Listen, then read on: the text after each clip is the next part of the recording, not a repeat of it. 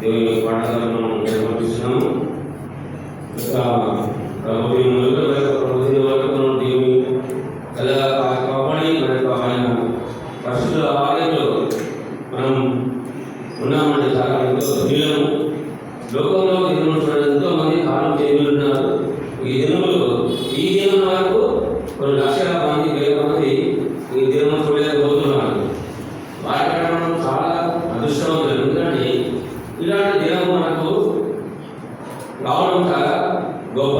అందులో మనం ఇంకా పాటలు నేర్చుకోవాలన్నా ఏది నేర్చుకోవాలన్నా కూడా మనం ఎక్కడ వినాలి, గ్రహించాలి, అనుభవంలోకి వెళ్ళాలి. కాబట్టి అది ప్రతి ఒక్క స్కూల్లో ఆ చీరలు ఎల్ షేప్లో ఉంటాయి. వంకాయ ఎల్ షేప్లో ఉండాలంటే ఎల్ షేప్లో ఉండండి.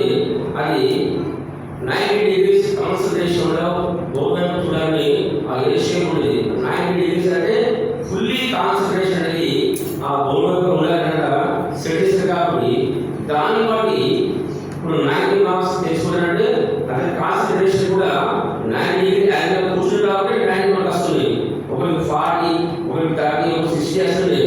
వాడు కూర్చున్న దాంట్లో కాన్సన్ట్రేషన్లో కూర్చుని ఎవరు కాబట్టి కాన్సన్ట్రేషన్ చేయకుండా వారికి 60 ఎంత వస్తాయంటే మనం కూర్చునే స్థితి ఎక్స్ట్రా లేదు. అంటే 90 degree యాంగిల్ లేదు కాబట్టి 70, 60 వస్తుంది. కాబట్టి మనం కూడా ఆరాధన వాక్యము చెప్పేటప్పుడు మనం ఆరాధించుకోగలుగుతుంది. ఎందుకు ఆరాధించాలి? మనము ఆ 90 degree యాంగిల్లో కూర్చోలేము, కాన్సన్ట్రేషన్ లేదు. కాబట్టి మనం కరెక్ట్ సరైన విధానంలో ఆరాధించలేకపోతున్నాము.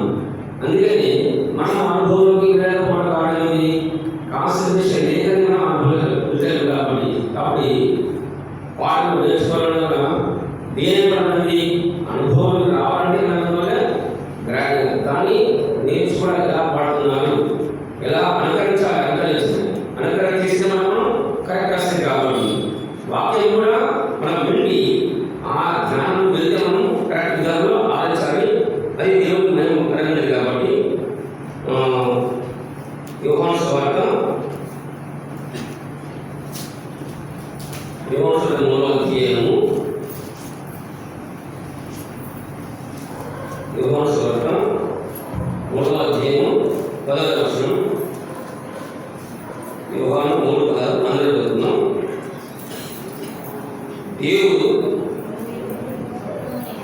దేవుడు లోకము ఎంతో ప్రేమించెను కాగా ఆయన అద్వితీయ కుమారుడు విశ్వాసం వాడు నశింపక నిత్య జీవం పొందినట్టు.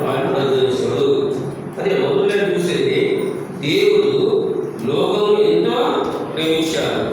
దేవుడు ప్రేమించాడా? లోకమును ప్రేమించాడు. ఆదికాండం 6వ అధ్యాయము, ఆదికాండం 6వ అధ్యాయము,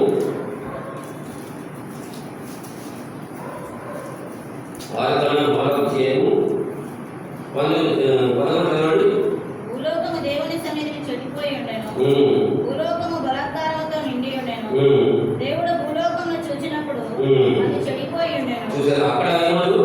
దేవుడు లోకమును ఎంతో ప్రేమించాడు. అది ఇక్కడ ఎలా ఉంది?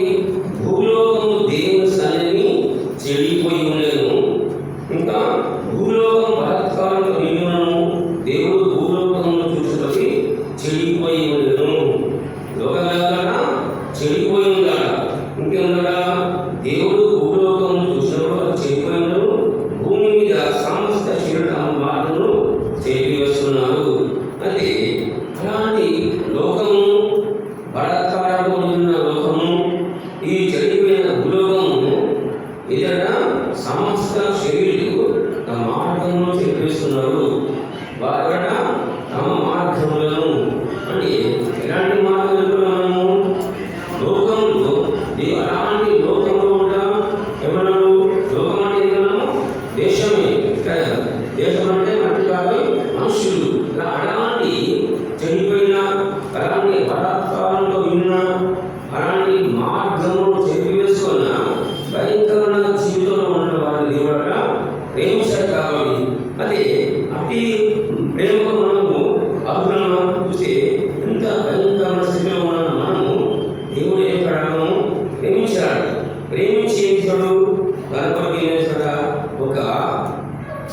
ఇక్కడ 13లో దేవుడు నోహు సమస్త శరీర మూలంగా భూమి బలాత్కారంతో నిండి ఉన్నది. సమస్త శరీర మూలంగానే. ఎందుకు? శరీరం మూలంగా భూమి బలాత్కారంతో నిండి ఉన్నది. అక్కడ ఏనాడా నా సన్నిధి వారు అంతం వచ్చినది. సమస్త శరీరులు తమ శరీర కార్యములు ఇది నేత్రాశ, శరీరాశ, జీవపు డంగులతో నిండుకున్నారు. ఏమైనా నేత్రాశ, నేత్రాశ లోకములు చూసి నాకు ఒక ఆశ, ఇది కావాలి, అది కావాలి, ఏదో అంటే పొగడలకు అని చూసింది కూడా ప్రతికూలంగా కలిగి అది నాకు కావాలి, అది నేత్రాశతో ఉన్నది. ఇంకా శరీరాశ, మన ఆశలు నింపుకోవడానికి ఏం తినమా, ఏం త్రాగుమా, ఏం గ్రహిస్తున్నామా, కానీ అక్కడ దేవుని మనము గుర్తించలేక జీవపు డంగాలు సంభవంలో ఉండడము అంటే ఎలాంటి ఆటగాళ్ళగా ఉండాలి, నేను ఇలా ఉండాలి, నేను ఇలా కనబడాలి అంటే అతిశయం. మనకు మనం అతిశయంగా ఉండాలి ఆటగాళ్ళు కాబట్టి. అంటే దేవుని మనం అతిశయపడడం లేదు, మనము శారీరకంగా అతిశయపడుతున్నాము. నేత్రాశలకు మన శరీరం నవ్వుతుంది, శరీరాశలకు లోపడుతుంది. ఇంకా జీవపు డంగు లోబడి ఏమవుతుంది? ఆయన మార్గంలో కాకుండా మన మార్గము వేరే మార్గం తిప్పుకొని మన జీవితం ఏదైనా మొత్తము చెడిపోయిన జీవితం, చెడిపోయిన జీవితము, చెడిపోయిన మనుషులకు ఏం చేశాడు దేవుడు? అలాంటి లోకాన్ని దేవుడు ప్రేమించి తన సొత్తుగా తన రాజ్యాన్ని వాడుక చేసుకొని చూస్తే ఎలా బలత్కారంలో మొత్తం సమస్త శరీరులు కాదు, మొత్తం తమ మార్గంలో చెప్పేసుకొని ఏమన్నా దేవుడు వీరని బుద్ధి అంటున్నాడా? ఏమంటుంది? దేవుడు దేవుడు నా కట్టే, నా లోకం, నా ఇల్లే, నా చదువు అంటున్నాడు. వాడు నా కట్టున్నది చాలు, ఇప్పుడు నా కట్టున్నది అంత చాలు, నా ఇల్లు బాగుంది చాలు అనుకున్నాను. కానీ ఇలాంటి పాపం జీవితంలో నన్ను పాపం లోకంలో పుట్టినాడు దేవుడు ప్రేమించాడు అని అలాంటి దేవుని మనం ఏం చేస్తున్నాము? ఇంతవరకు కాపాడడం ఇంకాను ఆరాధించలేకపోతున్నాము. కాబట్టి ఆరాధన ఇంకా 2024 సంవత్సరమైంది, ఇంకా మనలో అనుభవం రావట్లేదు. ఎందుకు అనుభవం రావట్లేదు? మనలో ఉన్న భయాన్ని తొలగిస్తలేము. ఆ భయం ఏంది? సాతాను భయం పుట్టిస్తున్నాడు కాబట్టి దాన్ని ఎదుర్కోలేదు. కాబట్టి ఆ భయాన్ని తీసుకోలేము. నేను ఇంకా మనం ఎందుకు ఆరాధించలేము? నేను దేవుని ఆరాధించాలి. నా జీవితం ఎలాంటి జీవితము, ఎలాంటి నా హృదయాన్ని దేవుడు మార్చాడు. నేను ఎందుకు ఆరాధించలేకపోతున్నాను? లోకంలో చెడిపోయిన నన్ను, నా మనసు, నా హృదయం బలత్కారంతో దేవుని మనసు దేవుడు ఏర్పరుస్తున్నాడు. నేను ఎందుకు దేవుని ఆరాధించలేకపోతున్నాను అనేది ఇంకా రావడం లేదు. మరి ఎందుకు మనమే ప్రశ్న వేసుకోవాలి? నేను ఎందుకు అనుభవంలో వెళ్ళడం లేదు, నేను దేవుడిని ఎందుకు ఆరాధించలేను అని మనం క్వశ్చన్ వేసుకోవడం లేదు. ప్రతి వారు అనే ఉంటున్నారు, చేసిన వారే చేస్తున్నారు. చేయని వారికి అవకాశం ఏంటంటే అదే అవకాశాన్ని వాళ్ళు తీసుకోవట్లేదు. కాబట్టి అంటే ఎక్కడ ఉన్నారు? అక్కడే ఉంటున్నారు. ఛాన్స్ అవకాశం ఇచ్చిన వాళ్ళు చేయలేకపోతున్నాడు కానీ వాళ్ళలో ఉన్నటువంటి భయాన్ని తీసుకోవట్లేదు. కాబట్టి అలాగే యోగంలో 4:10 యోగంలో 4 ఏమనిపిస్తు 4:10 అందుకు యేసు నీవు దేవుని వరమును నాకు దానమును తిమ్మని నిన్ను అడుగుబడుతున్నాడు ఎవడో అది ఎరిగి ఉంటే నీవు ఆయనను అడుగుదు, ఆయన నీకు జీవజలం ఇచ్చునని ఆమెతో చెప్పాడు.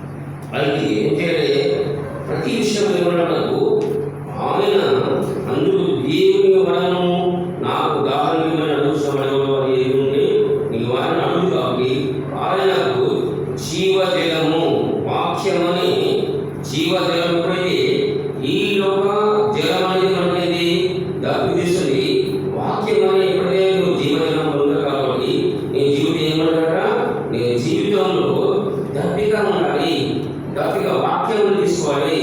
వాక్యం అనేది దప్పిగా ఉండాలి, వాక్యం అనేది దాహం ఉండాలి. ఎప్పుడైతే నీ వాక్యం దాహం ఉన్నప్పుడే నీ వాక్యం మీద ఉదయాన్ని కదిలింపజేసి ఇది కనకట్టాన్ని దేవుని ఆదేశం కాబట్టి అందుకే ఏం చేసుకోవాలి, నీ ఉదయం నుంచి అది తీసుకోవాలి. ప్రకటన 1:6 ప్రకటన వచనం మనలను ప్రేమించుచు తన రక్తము వలన మన పాపముల నుండి మనలను విడిపించిన వానికి మహిమయు ప్రభావమును యుగయుగములు కలుగును గాక. మనలను ప్రేమించుచు తన రక్తమున మన పాపం నుండి మనను విడిపించిన వానికి మహిమయు ప్రభావము ఇక మనలను ప్రేమించుచు. మనను ప్రేమించాడు దేవుడు. ఎలా ప్రేమించాడట? తన రక్తం వలన మన పాపం నుండి విడిపించిన దేవుడు. ఎలాంటి మనను ప్రేమించడం అపూర్వమైన కాదు, తన రక్తం వలన మన పాపాన్ని మనం విడిపించిన దేవునికి మహిమయు ప్రభావం యుగములు కలుగుగా అంటున్నామా? ఆది అనడమే మనకు ప్రభావంగా నా పాపం నుండి నన్ను విడిపించావు, నన్ను ప్రేమించకుని కారణాన్ని నా జీవితంలో లాంటి చెడిపోయిన మనసు చెడిపోయిన మాటలు ఉన్నను ప్రేమించినావు. నాకు విడుదల దేవుడి పాపం నుండి నాకు విడుదల కలుగజేశాను. కాబట్టి దేవుని అంటున్నామా? మహిమయు ప్రభావము నీకే అని అనేకపోతున్నాము. కాబట్టి దేవుని కూడా మనకు తెలుసలేదు. ఆయన ప్రభావం మనకు ఎప్పుడైతే ఆయన ప్రభావం మనపైన ఉంటుందో ఆటోమేటిక్గా మనం ఆరాధిస్తాం. కాబట్టి అలాంటి ప్రభావం అనేది ఎప్పుడు ప్రభావం వస్తుంది? వాక్యాన్ని కూడా ఉదయాన్ని తాకుతుందో అప్పుడే ఏమొస్తున్నామా? నీకు ఎఫెక్ట్ వస్తుంది. ఫ్యాన్ తిరగాలంటే బటన్ టక్కన ఫ్యాన్ తిరుగుతుంది. ఎందుకు? ఆ కనెక్షన్ దానికి ఉంది కాబట్టి ఫ్యాన్ తిరుగుతుంది. కాబట్టి అది మళ్ళీ ఆఫ్ చేస్తే సడన్ ఆపుతుంది. కాబట్టి ఎందుకు తిరుగుతుంది? కాబట్టి దాని యొక్క కనెక్షన్ ఉంది కాబట్టి అది తిరుగుతుంది. కాబట్టి అది దేవుని యొక్క కార్యము నీలో జరిగినప్పుడు నీ హృదయంలో మార్పు ఒక ప్రభావం కలిగినప్పుడే మన జీవితంలో మార్పు కలిగింది. నా జీవితంలో కూడా దేవుని ప్రభావం నా మీద ఉంది. కాబట్టి పౌలు గమనించి వెళ్తుండే ఏమంటుంది? సడన్లీ ఆ తల్లికి పడి కాబట్టి నేను ఎవరంటే నీవు హింసిస్తున్నా చేస్తున్నాను. కాబట్టి ఎప్పుడైతే ఆ పొరలు రాలేదో అప్పుడు తెలుస్తున్నాడు ఆ పనులు. ఎందుకంటే ఆ ఎఫెక్ట్ యేసు ప్రభావం కనపడదు. కాబట్టి అప్పుడు గుర్తించాడు. కాబట్టి అప్పుడు గుర్తించాడు. నిజంగా నేను హింసిస్తున్నా, నేను యేసును అప్పుడు తెలుస్తున్నామా యేసు ప్రభావం అంటే అట్లాంటి ప్రభావం మనకు కలగాలి. అందుకే వస్తున్నాడు నిజంగా ప్రభావం నన్ను ప్రేమించినావు, ప్రేమించుకున్న ఆత్మను కాను కానీ నిన్ను ప్రేమించినావు అంటే ఆ ప్రేమ బట్టి నీకేం చేయాలి? నీకే మహిమ ఘనత ప్రభావం. చూడండి ఇప్పటిదాకా మనం పాటలు పాటలు లోకము పాపము మనం పుట్టాము, ఇంకా లోకంలో వెలుగు వచ్చింది. ఆ వెలుగును ప్రేమిస్తే ఆ వెలుగును లోకి మనం రావట్లేదు. వెలుగును ప్రేమ ఇంకా మనం చీకటిలో ఉంటున్నాము, పాప లోకంలో పుట్టాము, చీకటిలో ఉన్నాము. ఆ చీకటి లోకంలోకి వెలుగు వచ్చింది. కానీ యుగ సంబంధం దేవత మన మనోనేత్రమైంది. ఇంకా గుడ్డితనంలో మనం ఇంకా ఏముంది? ఈ ముసుగు. ఏ ముసుగు? చీకటి అనే ముసుగు ఎప్పుడైనా మనం తీస్తామో అప్పుడు మన కళ్ళు తెరవబడి మన దేవుని ఆరాధిస్తున్నాం. కాబట్టి అది ఏం చేయాలి? ఆయన ఇక్కడ ప్రకటన 1:17 నేను ఆయనను చూడగానే చచ్చిన వాని వలె ఆయన పాదముల యొద్ద పడితిని. ఆయన తన కుడి చేతిని నా మీద ఉంచి నాతో ఇట్లనెను, భయపడకుము, నేను మొదటి వాడను కడపటి వాడను, జీవించువాడను, మృతుడనైతిని గాని ఇదిగో యుగయుగముల సజీవుడనై ఉన్నాను. నేను ఆయన చూడగానే చచ్చిన వాని వలె ఆయన పాదములు పడితిని, తన కుడి చేతి నా మీద ఉంచి నాతో భయపడకుము, నేను మొదటి వాడను కడపటి వాడను, జీవించువాడను, మృతుడు కానీ ఎదుగో యుగయుగములు సజీవుడై ఉన్నాను. కాబట్టి మరియు మరణం యొక్క పాతాళ లోకం యొక్క తాళాలు నా స్వాధీనమైనవి. మరణం యొక్క పాతాళ లోకం యొక్క తాళాలు ఆయన ఉన్నాయి. కాబట్టి నీవు చూసిన వాడిని ఉన్నవాడిని నీ వెంట కలపబడి నా కుర్చీలో నుంచి 7 నక్షత్రాలు కూర్చున్న మరణము ఆ 7 సువర్ణ దీప స్తంభాల సన్నిధి వాయువు. అది ఏం చేయాలి? నువ్వు చూసిన వాటిని ఉన్నవాడిని నువ్వు కన్నవాడిని ఏం చూసావు? దేవుని క్రియలు నువ్వు ఏం చూసావు? దేవుడు చేసుకున్నటువంటి క్రియలు ఏం కారణాలు, దేవుడు ఏర్పరిచిన వాటిని నువ్వు ఏం తెలుసుకున్నావు అది మనం తెలుసుకున్నట్లయింది.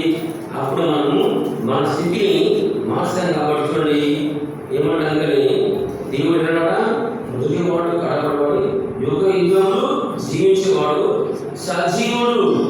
ఇప్పుడు ఏమంటే చూడండి, ఒక మన తెలంగాణ రాష్ట్రం అంతా కొన్ని లక్షల నిలబడుతున్నారు పనికిరాని వాడిని.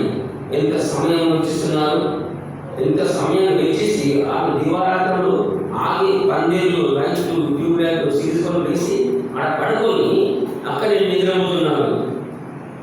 ఎలాంటి దేవుడుగా నిర్జీవమైన వాడికి, నిర్జీవమైన వాడికి ఏం బాగా కష్టపడి వాళ్ళు కాయ కష్టం చేస్తున్నారు. కానీ మనం చేస్తున్నామా? పనికిరాని వాడిని మనకు సమయం ఇస్తున్నారు, టైం ఇస్తున్నారు. కాబట్టి గుడి పోగొట్టుకొని చందాలు వసూలు చేసి కొన్ని వందల లక్షల మళ్ళా 10వ రోజు వాడు మన దేవుడు సజీవుడు. సజీవుడు దేవుని మనము తెలిస్తే మనం గుర్తిస్తలేము. నా సజీవుడు నా విమోచకుడు సజీవుడు మనం గుర్తిస్తలేము. కాబట్టి వాళ్ళు గుర్తిస్తున్నారు, మా దేవుడు గుర్తిస్తారు. కాబట్టి నిర్జీవులను గుర్తిస్తలేదు వాళ్ళు.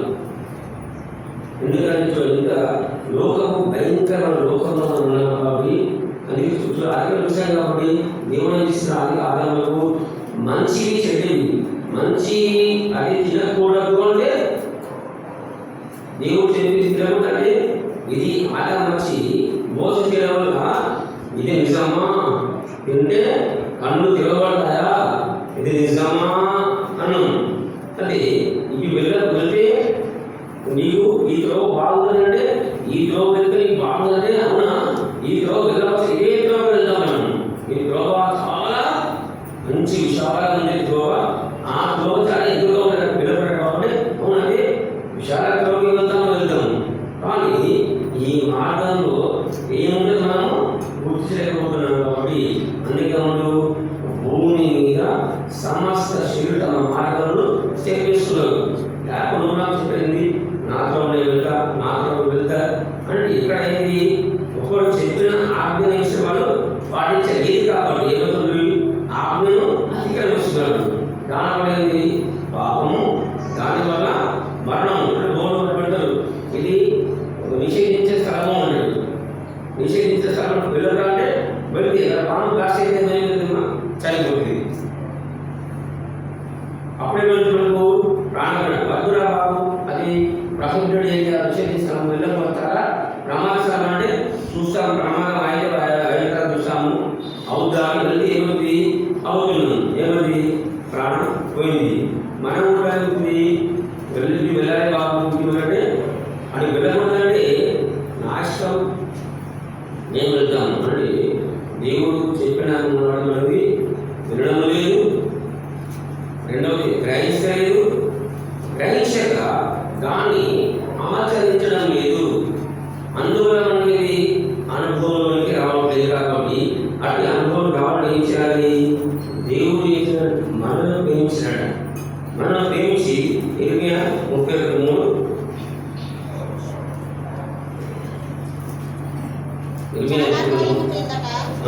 యెహోవా నాకు ప్రత్యక్షమై శాశ్వతమైన ప్రేమతో నిన్ను ప్రేమించుతున్నాను కనుక విడవక నీ ఎడల కృప చూపుతున్నాను. చూసారు ఇక్కడ, శాశ్వతమైన ప్రేమతో నిన్ను ప్రేమించునుట. ఇలాంటి ప్రేమ మరి శాశ్వతమైన చాలా కాలం ఉంటుందట. యెహోవా నాకు ప్రత్యక్షమై శాశ్వతమైన ప్రేమను ప్రేమించున్నాను, విడవక నీ ఎడల కృప చూపుతున్నాను. విడిచే దేవుడు కాడు, విడవక నీ ఎడల ఇలాంటి ప్రేమ శాశ్వతమైన ప్రేమ. మా ప్రేమ ఇది, మన ప్రేమ రకరకాలు ఉన్నది. ఏ ప్రేమ, మామూలు పై చూసే ప్రేమ ఉన్నది, మామూలుగా ఇంకేది అదొక 50-60% ఒక ప్రేమ ఉంది. కానీ మన దేవుడి ప్రేమ శాశ్వతమైన ప్రేమ కదా. అలాంటి శాశ్వతమైన ప్రేమతో నిన్ను ప్రేమిస్తున్నాను, లోకంలో నిన్ను ప్రేమిస్తున్నాను, ప్రేమించి నిన్ను విలువక కృప చూపుతున్నాను. అది మన దేవుడి ప్రేమ కదా కదా. శాశ్వతమైనది నీ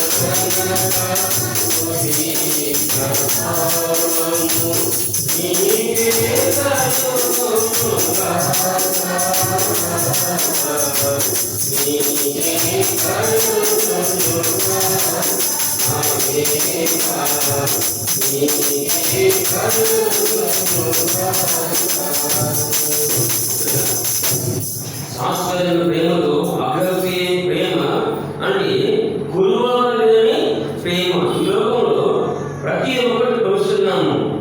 అది ఘనపదార్థం కావచ్చు, ద్రవ పదార్థం కావచ్చు, ప్రతి ఒక్క కాలం మనము కొలుస్తున్నాము. కానీ కొలువలేని ప్రేమ. ఆ ప్రేమ ఏంటి? దేవుని ప్రేమ. ఆ ప్రేమ ఏంటంటే శాశ్వతమైన ప్రేమ, అగపే ప్రేమ. అలాంటి కొలువలేని ప్రేమ మనము దేవుడి ప్రేమ స్వరూపి. మనము దేవుడు ప్రేమ స్వరూపి కాబట్టి మనము ప్రేమించి ఇంతవరకు మనము కాపాడబడి. అలాంటి లోకంలో నన్ను ప్రేమించేవారు ఉన్నారా? ఎవరు లేదు. ఒక అమ్మ ప్రేమిస్తున్నా, ఒక డాడీ కాబట్టి, బంధువులు కాబట్టి ఎంతగా అది అశాశ్వతంగా. ఈ రోజుల్లో ఒకప్పుడు ప్రేమలు లేవు. ఈ రోజు ప్రేమలు ఎలాంటి ప్రేమలు ఉన్నాయంటే, మా ఇంటికి వస్తే నువ్వేమిస్తున్నావు, మీ ఇంటికి పోతే నువ్వేమిస్తావు. అలాంటి అట్లా ఏమైనా తెస్తేనే చూస్తున్నారు. లేకపోతే నువ్వు నా ఇంటికి రాకూడదు, నేను మీ ఇంటికి రాకూడదు. ఇలాంటి ప్రేమలు ప్రేమలు లేవు.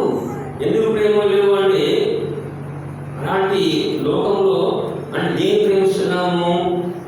ధనము. సామెతలో నెమ్మది లేని విస్తారమైన ధనముల కంటే యెహోవాకు భయభక్తి కలుగుట మేలు. నెమ్మది లేని విస్తారమైన ధనముల విస్తారమైనది, కానీ జీవితం లేదు కూడా నెమ్మది లేదు. మరి ఒకటి లేదు, యెహోవాయందు భయభక్తి కలుగుతో మేలు. ఆ మేలు కావాలి. యెహోవాయందు భయం కాదు, భక్తి. చూడండి స్టేజ్ చూడండి, ఏ స్టేజ్ చూడండి, 20 స్టేజ్ ఉన్నారా సిస్టర్స్ వాళ్ళ ఉంటే బ్రదర్స్ ఎలా ఉంటా 10 మంది ఉన్నారు కాబట్టి. అందుకే మన జీవితం ఏం కోరుకుంటున్నామా? నెమ్మది లేదు. దేని కోసం ప్రారంభడుతున్నాము?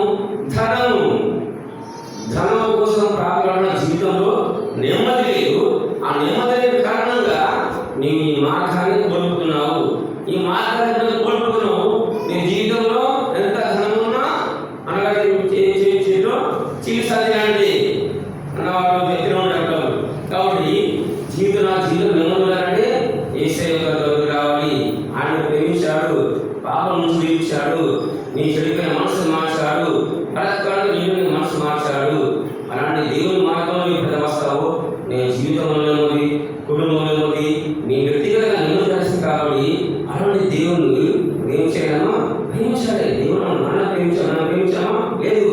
మనం ఏం ప్రేమిస్తున్నాము? లోకంలో నేత్రాశ, శరీరాశ, జీవబ్రహ్మం కోరుకున్నాడు కాబట్టి అందుకే మన జీవితంలో కూడా నెమ్మది లేదు. Asia 43:26, Asia 43:26.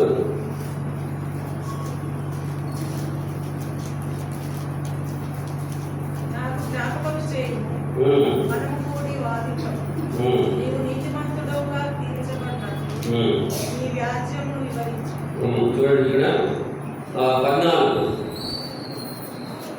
ఇశ్రాయేలు పరిశుద్ధ దేవుడును నీ విమోచకుడైన యెహోవా ఇలాగ సెలవిస్తున్నాడు, మీ నిమిత్తము నేను బబులోను పంపితిని. 15.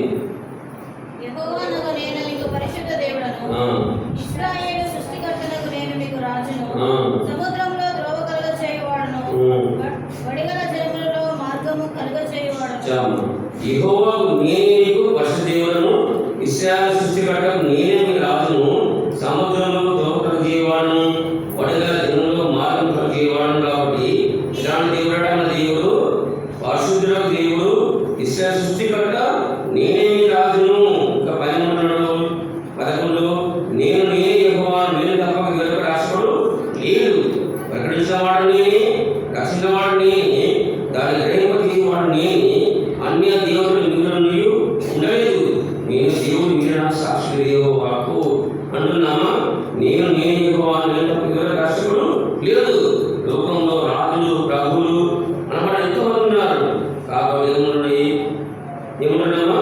14 నీవు నా దృష్టికి ప్రియుడవనగా దృఢమైంది, నేను ప్రేమించినాక నీకు ప్రతిగా మనసును అర్పిస్తున్నాను, నీ ప్రాణం ప్రతిగా జన్మ అర్పిస్తున్నాను. కాబట్టి నేను ప్రేమిస్తున్నాను. మీరేమంటారా? ఇశ్రాయేలు నిన్ను నియమించిన వాడిగా సూచిస్తున్నాడు. నేను నిన్ను సూచనాను, భయపడకము, పేరు పెట్టి నేను పిలిచినాను, నీవు నా సొత్తు.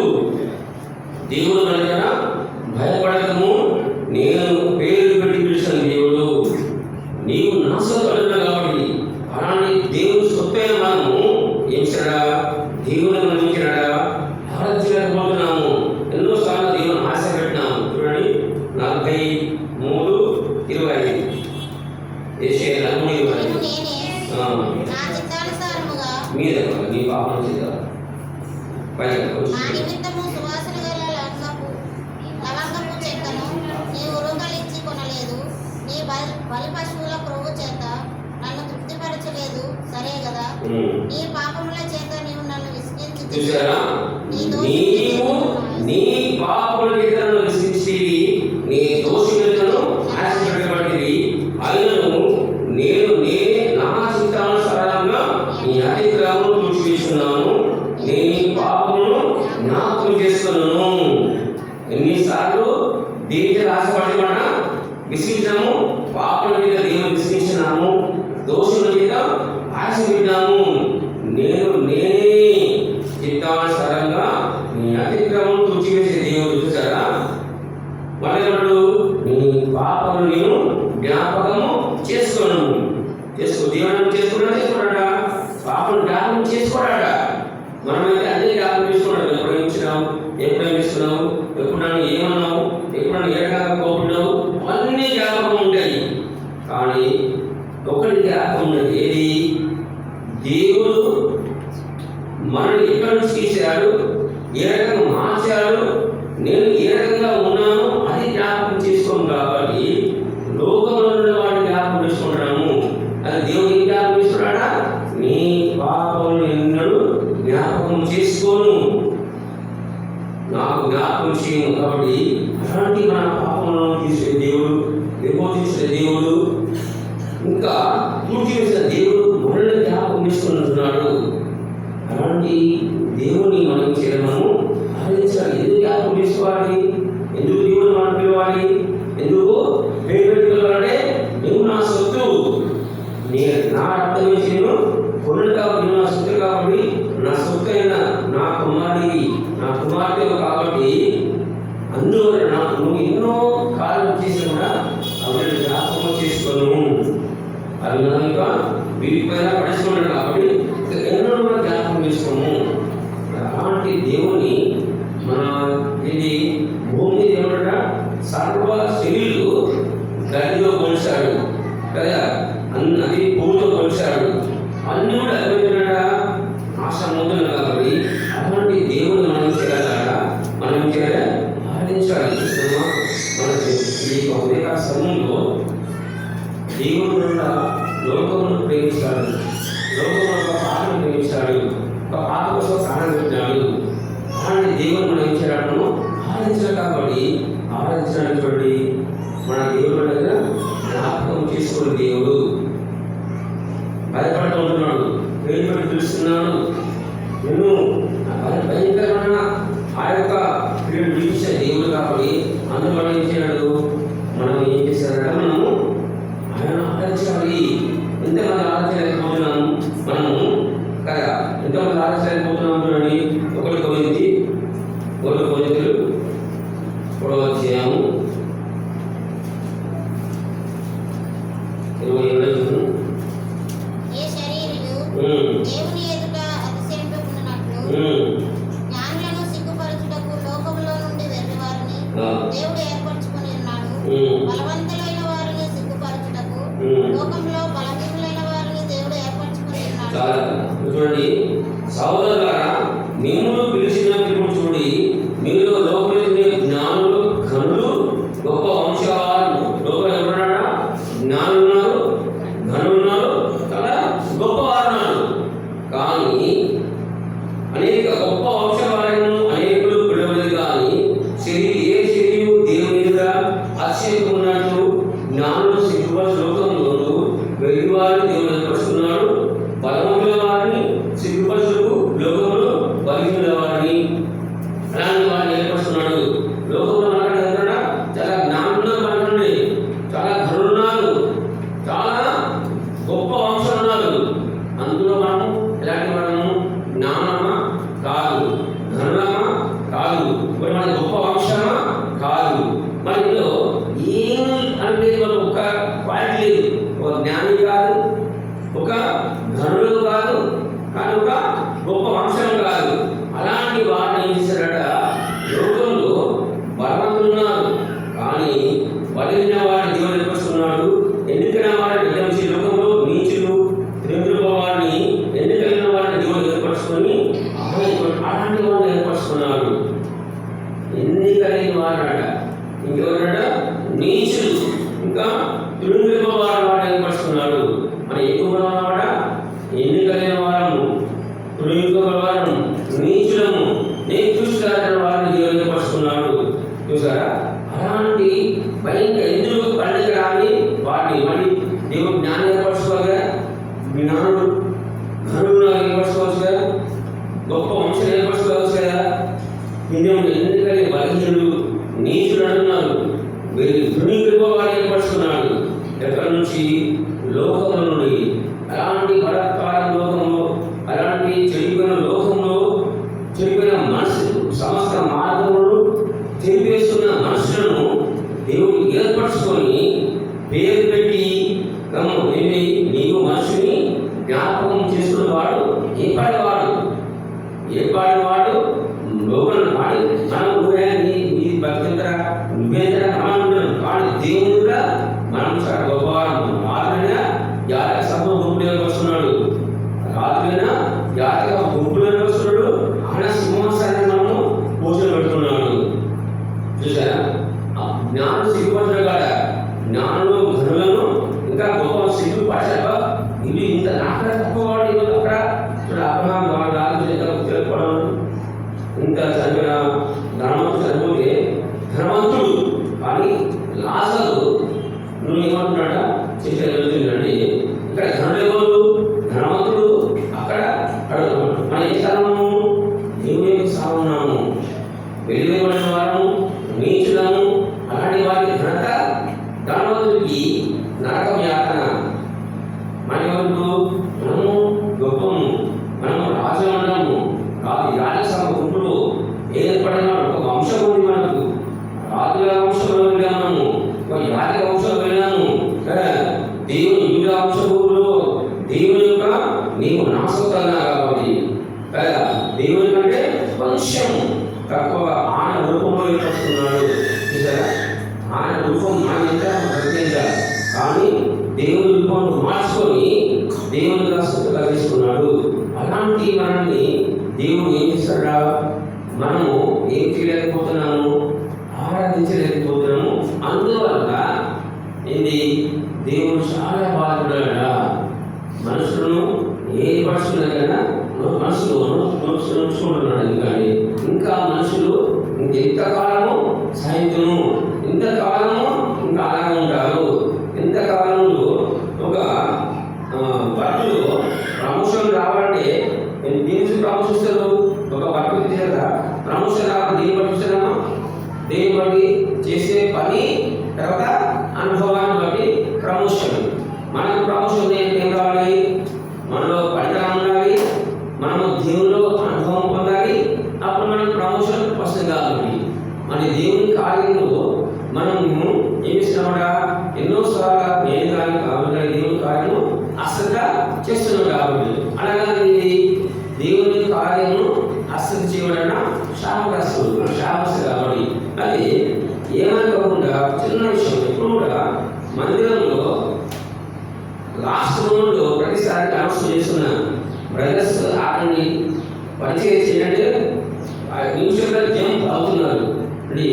నేను పెద్ద గొప్ప పండుగ కాబట్టి దేవుని కార్యంలో అన్నవాళ్ళు మన బ్రదర్స్ చెప్తున్నాడు ఒక పక్కన ఖండిస్తారు ఏమన్నా ఖండిస్తారు ఎందుకంటే ఒక క్రమంలో పని చేయాలి కదా పని చేయాలి కాబట్టి క్రమం చేయకపోతే కదా మనం పని చేయాలి కాబట్టి అది ప్రతిసారి విరోధులు కానీ దేవదర్శులు కానీ ప్రతి ఒక్కరి ఖండిస్తారు కాబట్టి మీరేమన్నా చెప్పుకోవాలన్నా కానీ అది మాత్రం యువనస్తులు మాత్రం పని చేయడం లేదు.